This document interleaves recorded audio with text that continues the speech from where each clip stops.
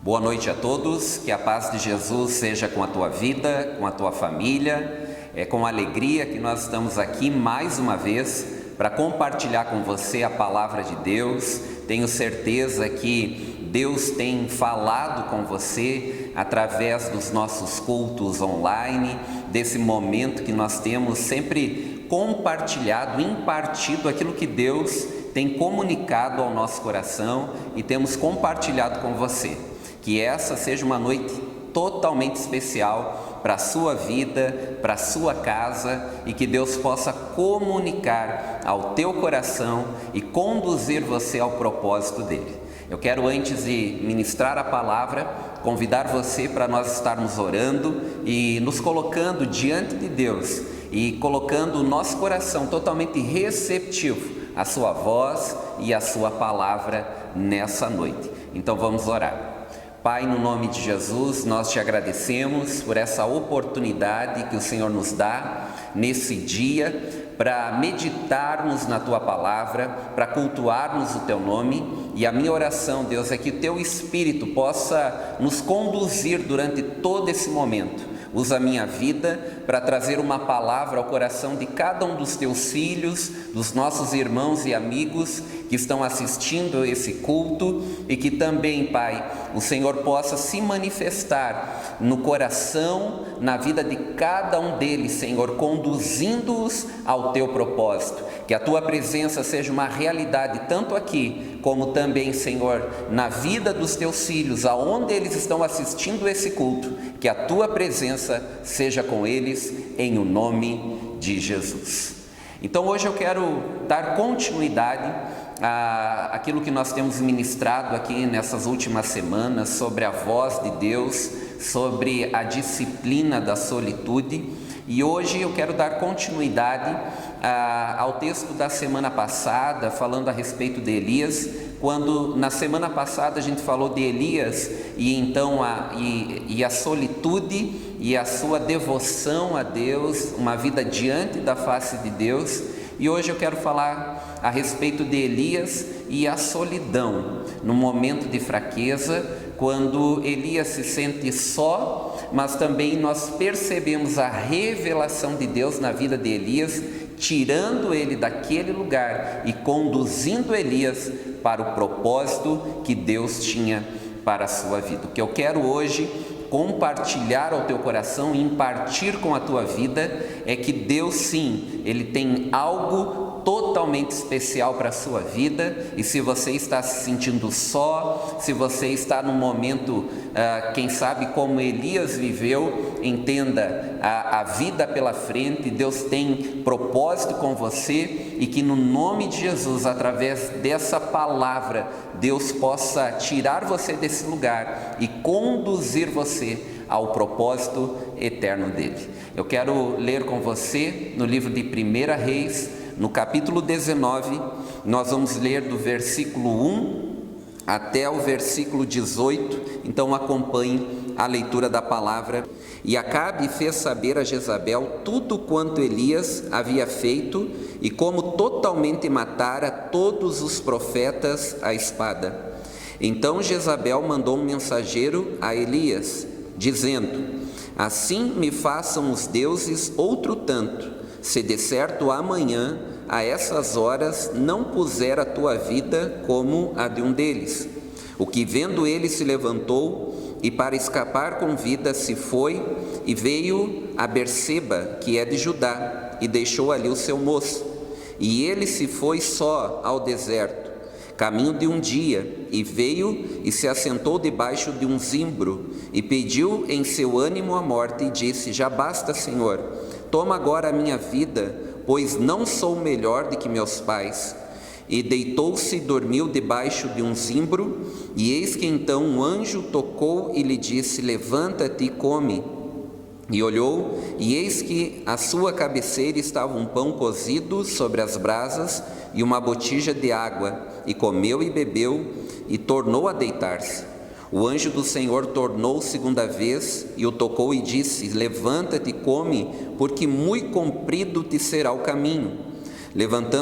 Levantou-se, pois, e comeu e bebeu, e com a força daquela comida caminhou 40 dias e 40 noites até Horebe, o monte de Deus. E ali entrou numa caverna e passou ali a noite, e eis que a palavra do Senhor veio a ele e disse: que fazes aqui, Elias? E ele disse: tenho sido muito zeloso pelo Senhor, Deus dos exércitos, porque os filhos de Israel deixaram o teu concerto, derribaram os teus altares e mataram os teus profetas à espada, e eu fiquei só, e buscam minha vida para me tirarem. E ele disse: sai para fora e põe neste monte, perante a face do Senhor. E eis que passava o Senhor, como também um grande e forte vento, que fendia os montes e quebrava as penhas diante da face do Senhor. Porém o Senhor não estava no vento. Depois do vento, um terremoto. Também o Senhor não estava no terremoto. Depois do terremoto, um fogo. Também o Senhor não estava no fogo. E depois uma voz mansa e delicada. E sucedeu que, ouvindo Elias, envolveu o seu rosto na sua capa, saiu para fora, se colocou à entrada da caverna, e eis que veio a ele uma voz que dizia: que fazes aqui, Elias? E ele disse: eu tenho sido em extremo zeloso para o Senhor, Deus dos exércitos, porque os filhos de Israel deixaram teu concerto, derribaram os teus altares, mataram os teus profetas à espada, e eu fiquei só, e buscam a minha vida para me tirarem. E o Senhor lhe disse: vai, volta pelo caminho para o deserto de Damasco, vem e unge Azael, rei da Síria. Também Jeú, filho de Ninsi, ungirás rei de Israel. E também Eliseu, filho de Safate, de Abel-Meolã, ungirá profeta em teu lugar. E há de ser que o que escapar da espada de Azael, matá-lo-á Jeú. E o que escapar da espada de Jeú, matá-lo-á Eliseu. Também eu fiz ficar em Israel 7.000, todos os joelhos que não se dobraram a Baal, e toda a boca que não o beijou. Versículo 19. Partiu, pois, Elias dali, e então encontrou Eliseu. O que nós vemos nesse texto, nessa história, é que Elias, antes desse fato que nós acabamos de ler, ele vive uma experiência totalmente extraordinária com Deus. Antes dele sair para o deserto, dele receber essa mensagem, a Bíblia fala que ele é usado por Deus como um profeta que vai então até o Monte Carmelo, enfrenta, a Bíblia fala, 450 profetas de Baal, e lá naquele lugar eles invocam então os profetas de Baal, o seu Deus, e esse Deus não responde eles. No entanto, Elias vai lá, levanta um altar ao Senhor, e a Bíblia fala que quando Elias ora, Deus responde com fogo e consome todo aquele altar que Elias havia levantado. E toda a nação de Israel começa a declarar juntamente: só o Senhor é Deus. Há uma experiência gloriosa que Elias vive lá naquele Monte Carmelo, quando Deus ele se revela através então da oração de Elias, do coração de Elias, dele ter levantado aquele altar, e toda o Israel, a nação de Israel que estava reunida naquele monte, pôde reconhecer que Baal não era Deus, mas que o Deus de Israel, sim, esse era o verdadeiro Deus.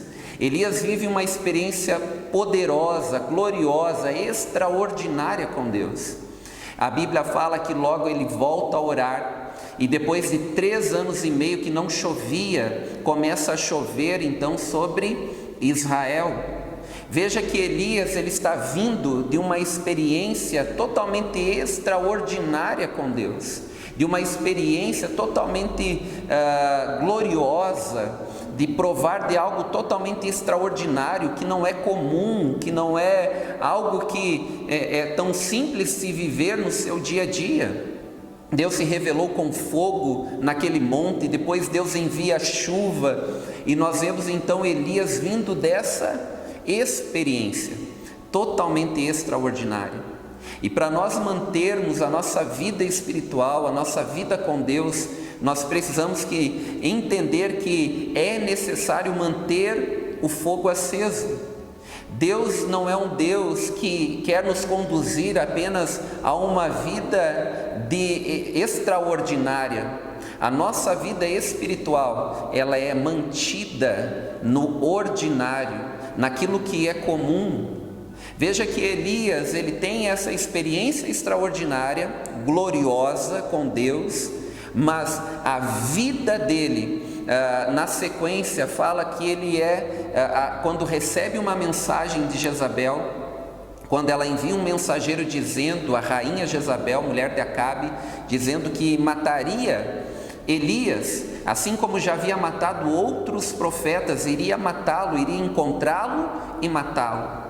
Nós vemos que aquela mensagem, aquela palavra de Jezabel desestabiliza completamente Elias e atinge a sua alma. E nós vemos Elias agora, a partir do capítulo 19, fugindo, se escondendo, desejando a morte, mesmo tendo anteriormente vivido uma experiência totalmente extraordinária e gloriosa.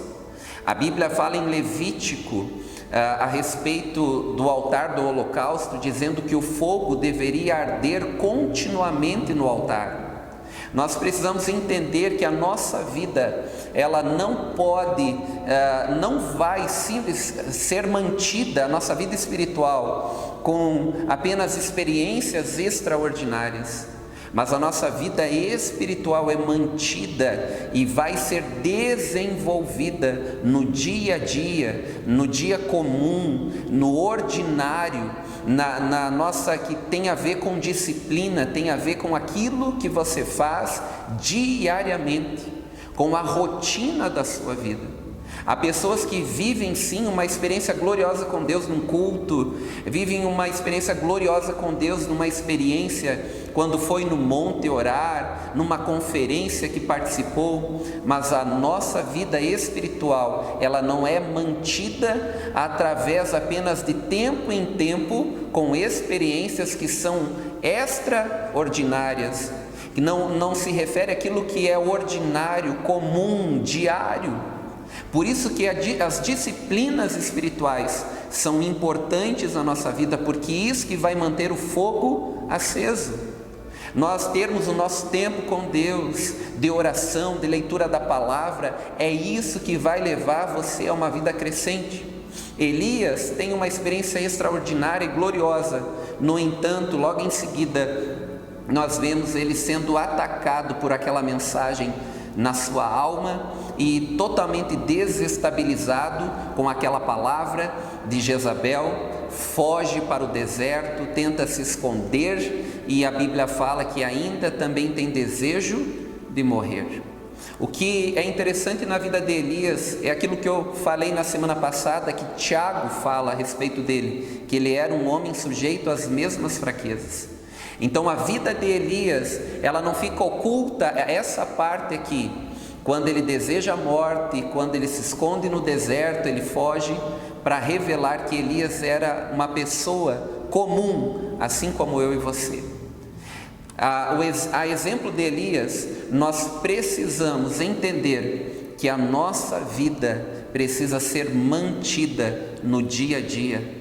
Não pode ser semanal, através de um culto. Tua vida espiritual, ela não é mantida, o fogo não é mantido de culto em culto, de conferência em conferência, de evento em evento que você vai, mas sim na tua vida diária com Deus. Então nós vemos que Elias está vindo desse momento totalmente extraordinário, fora do comum, com Deus, e agora ele é desestabilizado com aquela mensagem, quando Jezabel manda um mensageiro dizendo: você vai morrer, assim como eu fiz com outros profetas e matei, eu também vou tirar a tua vida, vou matar, e ele começa a fugir. O que eu quero que você entenda é que nós precisamos manter a chama acesa. a chama do nosso coração através da nossa vida diária com Deus. Eu gosto muito de Efésios, e lá no final, no capítulo 6, no último versículo, na saudação final de Paulo, Paulo fala aos Efésios dizendo que a graça seja com todos aqueles que amam o Senhor Jesus com amor incorruptível, com amor que não acaba, que não termina, que não se corrompe, mas que permanece aceso, esse amor por Jesus que permanece aceso. No entanto, se você ler o livro de Apocalipse, lá no capítulo 2, quando João tem a revelação do Apocalipse, nós vemos Jesus corrigindo aquela igreja, trazendo uma palavra de alerta à igreja aos Efésios, muitos anos depois de Paulo ter escrito aquela carta, dizendo que eles haviam abandonado o primeiro amor. O que nós precisamos entender é que a chama continuará acesa na nossa vida diária com Deus. O amor incorruptível, um amor que permanece aceso por Jesus, vai permanecer aceso no dia a dia. Assim como os sacerdotes diariamente mantinham aceso o fogo do altar, quando fala lá em Levítico, capítulo 6, versículo 13, nós precisamos manter aceso a chama do nosso coração, diariamente, constantemente diante de Deus. Nós vemos que Elias, ele passa, ele vive algo extraordinário, ele vive essa experiência gloriosa com Deus, e logo em seguida ele é desestabilizado, e ele acaba caindo, porque aquela mensagem atinge em cheio a sua alma. A Bíblia fala lá em 1 Coríntios, no capítulo 10, versículo 12, dizendo que se alguém julga estar firme, cuide-se para que não caia. Nós vemos que Deus está alertando, dizendo que se alguém julga estar firme, estar de pé, cuide-se para que não caia. E o verso 13 dá continuidade e diz: porque não sobreveio a vocês tentação que não fosse comum aos homens, e Deus é fiel, Ele não permitirá que vocês sejam tentados além do que podem suportar, mas quando forem tentados, Ele lhes providenciará um escape, para que possam suportar. Veja que mesmo em meio às tentações e dificuldades da vida, Deus nunca vai permitir que nenhuma tentação, que nenhuma mensagem, que nem algo que venha a uma circunstância que seja criada, seja além daquilo que nós podemos suportar. Elias recebe aquela mensagem, é desestabilizado por aquela palavra, ataca diretamente a sua alma, a ponto dele parar agora de ouvir a Deus. Até ali onde nós lemos, o final do capítulo 18, ele é totalmente guiado e orientado por Deus, e no capítulo 19 ele está totalmente desorientado, sem direção, sem saber o que fazer por causa daquela palavra. É como lá na primeira palavra que eu ministrei dessa série que nós temos falado sobre a voz de Deus, que a voz do Senhor precisa ser muito mais alta na sua vida do que qualquer outra voz que há no mundo. Elias permite que a voz de Jezabel, através daquela mensagem, aquela mensagem de morte, falasse muito mais alto do que a voz de Deus na sua vida. Nós não podemos permitir que as vozes do mundo, as vozes exteriores, falem mais alto do que a voz de Deus no nosso interior. Elias é desestabilizado aqui, está desorientado, porque ele permite que haja então, a partir daquela mensagem, um ruído, um barulho na sua alma, muito mais alto até mesmo do que a voz de Deus no seu interior, no seu coração. Nós precisamos estar sensíveis à voz de Deus. No momento que você parar de ouvir a Deus, é o momento que você vai estar desorientado, sem saber o que fazer e para onde ir. Elias vive esse momento, ele perde a percepção de Deus, a voz de Deus é bloqueada no seu interior, porque ele está permitindo que a sua alma fale mais alto.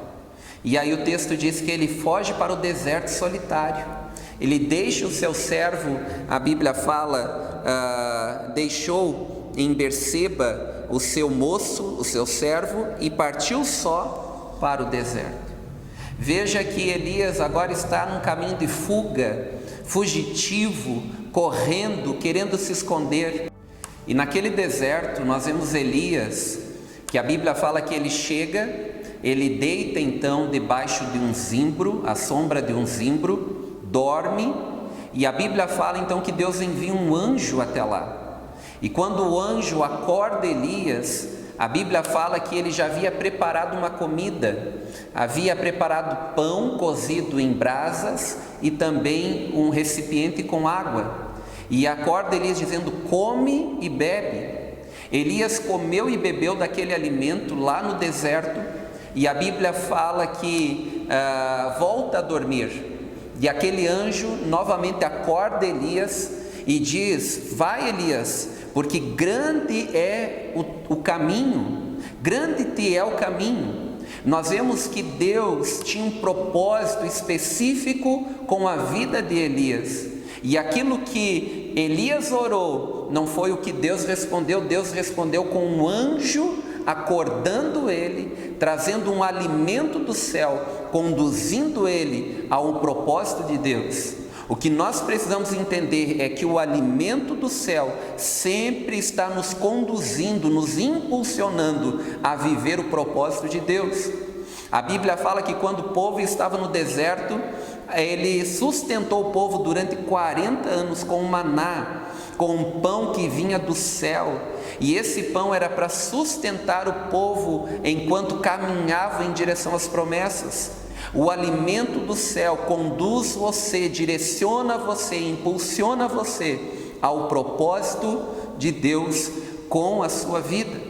A Bíblia fala que ele então caminha cerca de 300 quilômetros, 40 dias e 40 noites, e vai até o Monte Horebe. E então Deus orienta, direciona ele a ir até aquele monte de uma forma sobrenatural. Ele vive outra experiência com Deus e caminha naquela direção. Mas Deus estava conduzindo Elias para o monte, e quando ele chega no monte, ele vai e se esconde numa caverna e passa a noite lá. A Bíblia fala que ele entra então naquela caverna e fica lá e passa a noite naquela caverna. Aquela caverna representa um lugar de fuga, um lugar onde nós nos escondemos, um lugar onde nós acabamos fugindo do propósito que Deus tem para a nossa vida. Ele se esconde naquele lugar porque ele parou de ouvir a Deus. Deus está direcionando ele para o monte, mas nós vemos Elias se escondendo dentro de uma caverna. Quantas pessoas estão escondidas, quantas pessoas estão presas a uma caverna escura que representa uma alma ferida, que estão num lugar aprisionadas a seus pensamentos, sentimentos de dor, estão centralizados na sua própria dor, nas circunstâncias da sua vida, num grito de uma alma desesperada e que não estão ouvindo o que Deus está comunicando. Elias se esconde e se coloca naquela caverna, num lugar onde representa então um lugar escuro, assim como a alma, a vida de muitas pessoas que vivem solitárias, que não percebem Deus e que às vezes estão nesse lugar de isolamento voluntário, totalmente vivendo de uma maneira isolada, porque deixaram de ouvir a Deus e querem viver a sua própria dor. Esse é um lugar de depressão, esse é um lugar de ansiedade, esse é um lugar de destruição, é um lugar de morte. Deus não quer que você esteja nesse lugar, preso nesses pensamentos e sentimentos.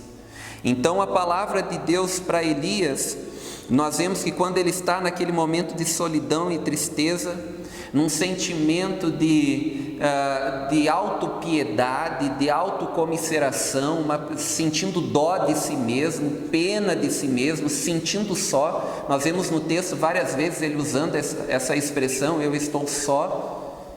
Nós vemos que Deus então vem com uma palavra, e a palavra para Elias está no versículo 9 e no versículo 13. A pergunta de Deus para Elias é: o que fazes aqui, Elias? E essa é a pergunta de Deus para você, nessa noite, nesse momento. O que você está fazendo aí?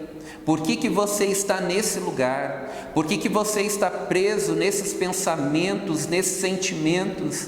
Não é o teu lugar. Deus quis conduzir você ao monte e não à caverna. Deus quer conduzir a você a um lugar alto, de percepção à vontade de Deus, e uma nova experiência com Deus. Deus tem um propósito com a sua vida, a vida pela frente. Deus tem algo a mais para você. Quantas pessoas se isolam nas suas cavernas particulares e vivem lá desejando morte, não percebendo Deus, sentimento de abandono, sentimento de solidão, de medo. Deus quer tirar você desse cativeiro, desse lugar, e conduzir você a um lugar nele. Então Deus pergunta, mas também Deus diz no versículo 11 para Elias: sai desse lugar, Elias, se apresenta na frente da caverna, diante dessa caverna, porque eu quero falar contigo. Saia dessa caverna e se apresente perante a face do Senhor. Deus fala com Elias, dizendo: se apresente diante da face do Senhor. E essa é a palavra de Deus para a tua vida, essa é a palavra de Deus para você hoje. Saia dessa caverna, saia desse lugar, se apresente diante da face de Deus, volte a orar, volte a se apresentar diante de Deus. Você está diante de um Deus vivo, que fala, que se comunica, que se revela e que realmente se importa com você. E é por isso que Ele está usando a minha vida hoje para transferir essa palavra ao teu coração, para que você saia desse cativeiro que você mesmo entrou e viva a liberdade que Deus tem para a sua vida. Deus então comunica algo ao coração de Elias, dizendo: eu quero falar com você, Elias, venha para a minha face, venha diante da minha face. E aí, quando Elias se apresenta lá, diante então da face do Senhor, ele se apresenta diante de Deus. Nós vemos que Deus se revela a Elias. E é interessante que esse é um texto fantástico, porque Deus, Ele nos trata de uma maneira singular. Você é único, não há outro, e Deus quer se revelar a você de uma maneira totalmente especial. Não viva uma vida se comparando aos outros. Quando nós nos comparamos, nós competimos. Deus não quer que seja assim. Você é alguém único. Não venha medir a tua vida por outras pessoas. Deus ama você e Ele quer se manifestar a tua vida de uma maneira singular, de uma maneira única. O Monte Horebe é o mesmo monte onde Deus se revelou a Moisés, o Monte Sinai, é o mesmo monte aqui. E quando Deus se manifesta a Moisés, a Bíblia fala lá em Êxodo, capítulo 19, que Deus se manifesta com fogo, Deus se manifesta com trovões, relâmpagos. Mas quando Ele vai se revelar a Elias, a Bíblia diz que houve um vento forte, mas Deus não estava no vento. Houve também um terremoto, mas Deus não estava no terremoto. Veio então um fogo e Deus não estava no fogo. E depois disso uma voz mansa e delicada. E é nesse momento que Deus se comunica com Elias.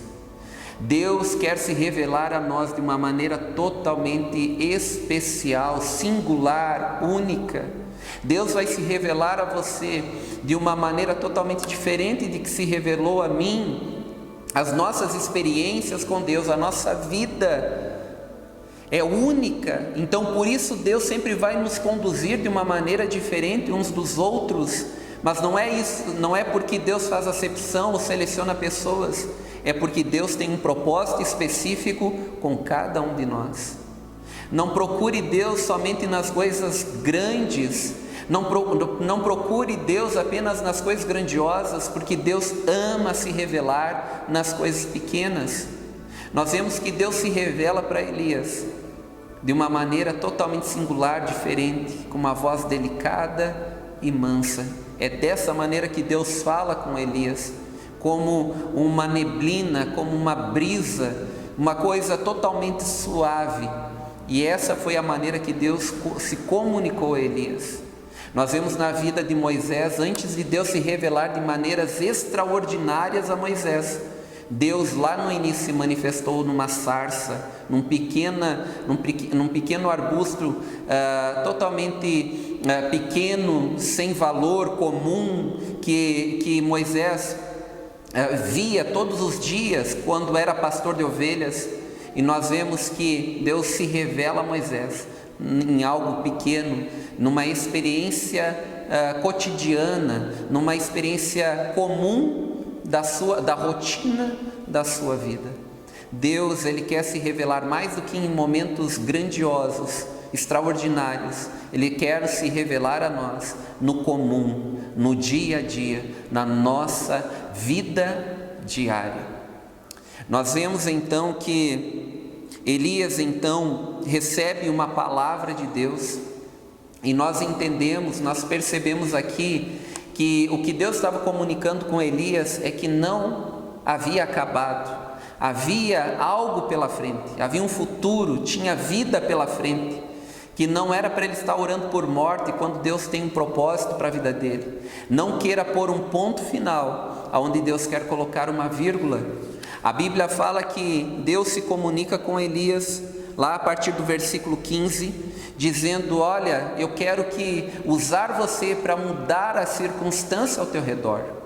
Não permita que as circunstâncias ao teu redor afetem a sua vida negativamente, afete o teu interior, a tua comunhão com Deus, a tua vida espiritual. Você é um agente de Deus para mudar as circunstâncias ao teu redor. E é isso que Deus fala com Elias.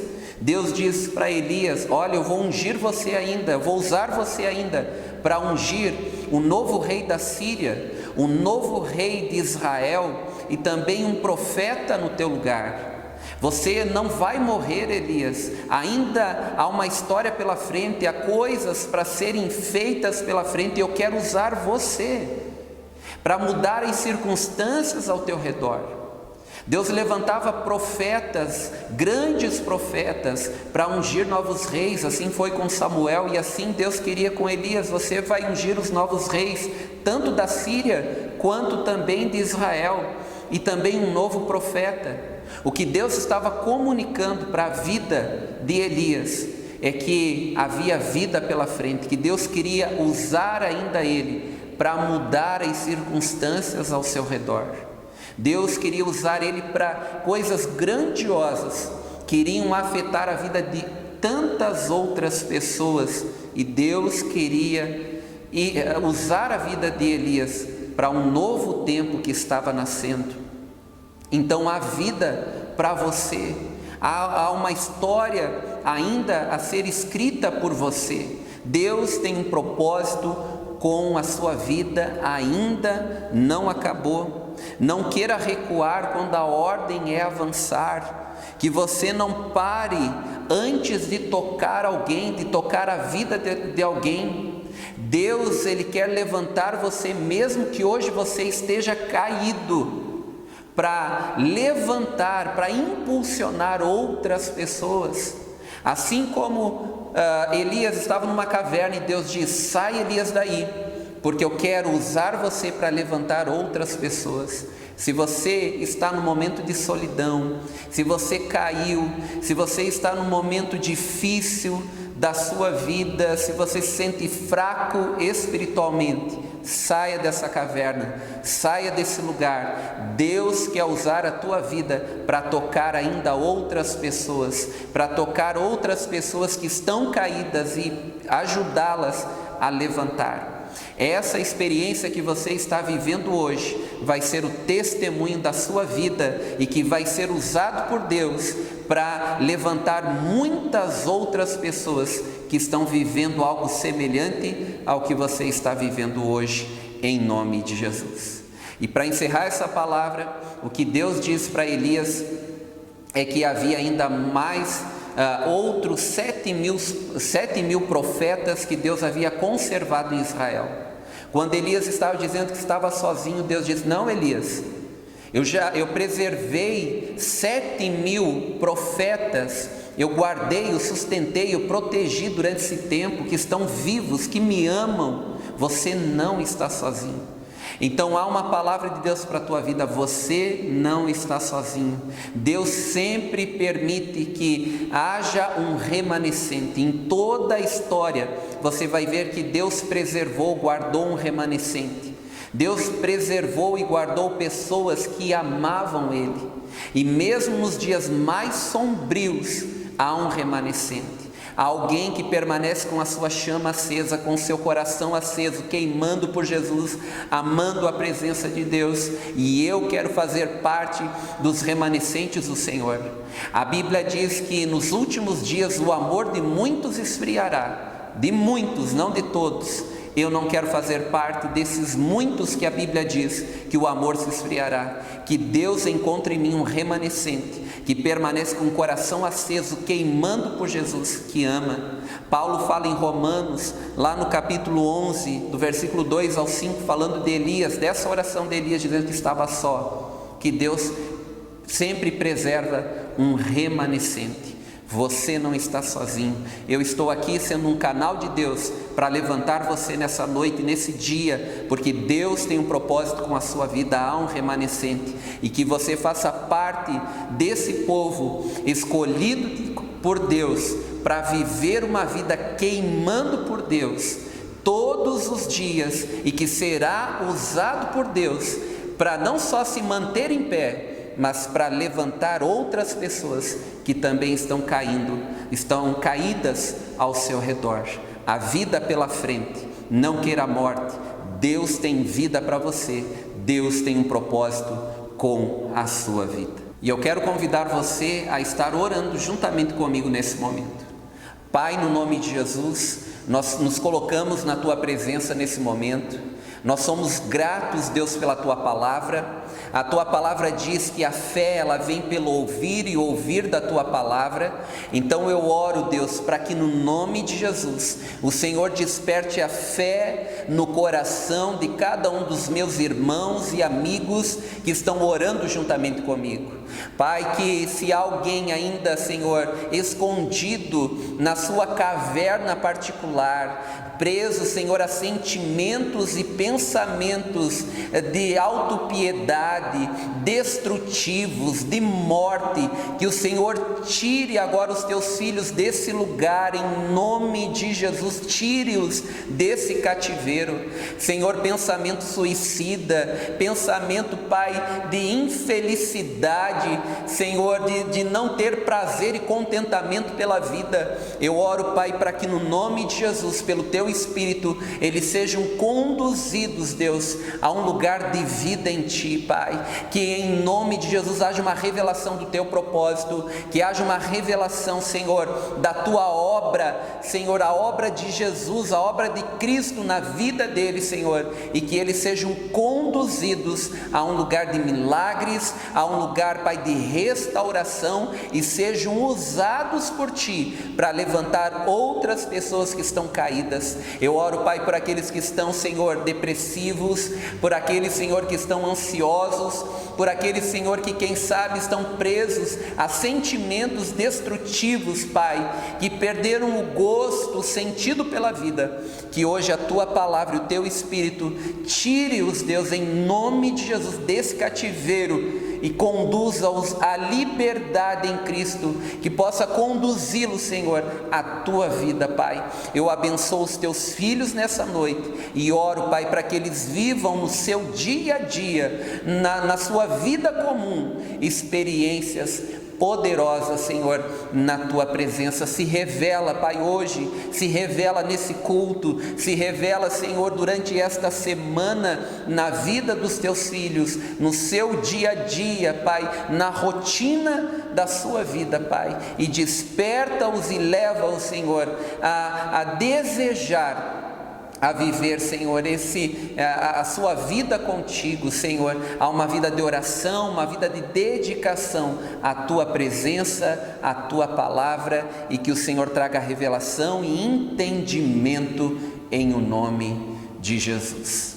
A minha oração pela tua vida é que Deus tire você desse lugar e que hoje você tome um posicionamento em Deus, para realmente trazer para a sua vida esse senso de responsabilidade de manter o fogo aceso. Deus com certeza hoje fez o teu coração incendiar, queimar o teu coração, mas que você durante toda essa semana, todos os dias, tire um tempo de solitude para estar diante de Deus, para ouvir a Deus, para orar, para ler a sua palavra, e tenha certeza, Deus vai se revelar a você no comum da sua vida, no dia a dia da sua vida, na rotina da sua vida.